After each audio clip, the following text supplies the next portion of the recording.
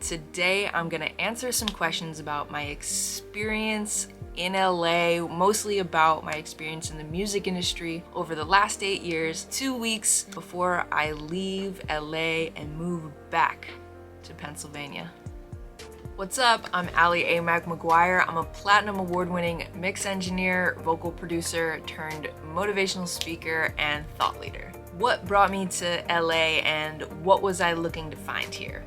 I came to LA in 2017 to work in the studio. I had been a live sound engineer doing front of house on tours and in venues around Philadelphia for about 6 years at that point, but I always really wanted to make records, and I had just done a tour with Fetty Wap and Malone where I met a mentor who really encouraged me to move to LA if that's what I really wanted to do. So that's what I came here to do.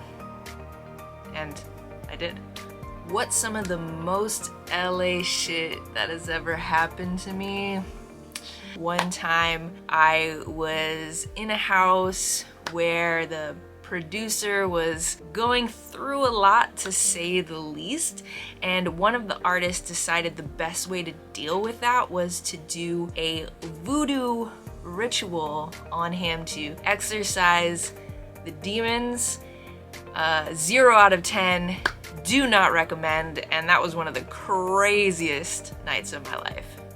When did I realize I could really do it? Well, the first time that I ever recorded Kelly Rowland, and when I tell you that she pushed me to see if I could keep up, to see if I could do it and I could hang, after I left that session, I thought, if I can record Kelly Rowland and she's happy with it, then I could do anything.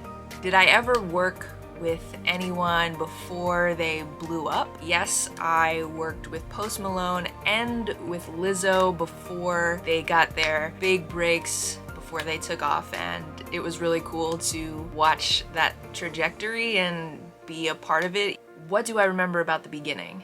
Well, I'll talk about this in the way of the beginning of actually getting into the studio, because I didn't get into the studio probably until like 5 months in, which is a super short time actually, and I was doing live sound prior to that. But once I got into the studio, it was so exciting. I couldn't believe that this was happening. I would wake up every day at 8 a.m. and especially that time period of my life, 8 a.m. was not a time I was ever seeing, but I would take a shower and I would just be ready for anyone to call me all day long so I could get into the studio with whoever they were calling me for. And that was just such an exciting time that I'll never forget that feeling. What were a few of my favorite moments? For sure, when Kelly Rowland gave me half of her turkey sandwich was like one of my favorite moments ever, because holy shit, Kelly Rowland just gave me half of her sandwich. I also got to do live sound for Dick Van Dyke for the first time that he had ever put a band together in his life, and that was super cool. I also got to meet 2 women who were actually in the All-American Women's Baseball League that A League of Their Own was based off of. While I did sound for Ann Cusack one night, that was a super cool moment, one of my favorite life moments ever for sure. Who were my favorite artists that I worked with? 100% my guy Benz and my girl Coe Red, definitely 2 of my top favorite artists that I've ever worked with, and also really good friends of mine. It was just always such an enjoyable experience to help them find their sounds and create with them and just be their collaborators, and I'll always be so grateful to them to have let me into that process, and also, you know, just for being my friends through the years. What were my favorite studios to work out of? Of course, Melrose Sound LA, and also Paramount. Specifically, the B room was always one of my favorite rooms to work out of, and of course the C room at Paramount is also a very legendary studio, and I really just enjoyed that entire facility. Who was my biggest influence here? Absolutely my guy JP. He owns Melrose Sound. He is a mentor of mine, and it's been a really cool experience to go from being his mentee to becoming his peer and his friend, and I'm so grateful for JP in every way that you could really be grateful for somebody. What was one of my most defining moments? Of course, number one is getting fired from Atlantic Records for wearing basketball shorts and, or quitting. It really depends on who you talk to, I always say, but walking away from Atlantic Records is an incredibly defining moment in my life. What is a moment that almost made me puke?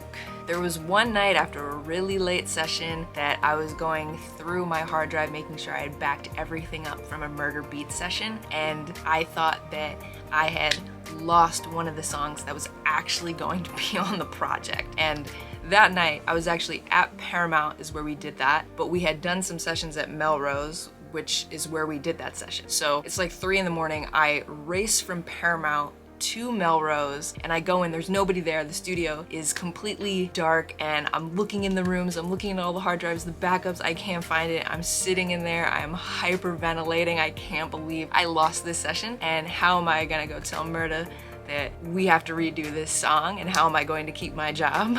But luckily, I found the next day that I had just named the session something different from what the song was actually called, and I did not lose this session. What are some of the biggest lessons LA has taught me? Success does not make you happy.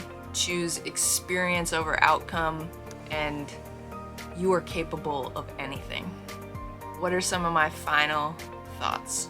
It's crazy that it's over. I'm incredibly grateful to LA. I'm incredibly grateful to have gotten out of my comfort zone. These have been some of the most amazing and some of the most uncomfortable years of my life. My growth is exponential in so many different ways.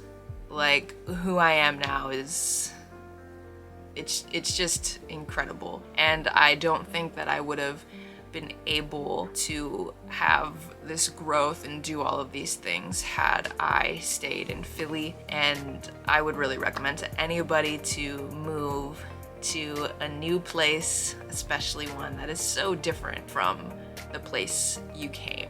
Again, I'm so grateful to hear. I'm so grateful to all the people I've met on my journey. LA was a very worthy adversary that I am so glad to have in my life. And when I get to leave and really reflect back on it, I mean, what an incredible ride. It's interesting to think that these dreams that I had once before that I didn't know if they were possible, that journey is over. And now there are more dreams, more experiences, but mama, I did it. We got platinum and gold records. We worked at major labels. We got really, really, really, really good at mixing records. We had a good time. We had a bad time. We had a medium time. But we had an incredible life experience. And, on to the next one.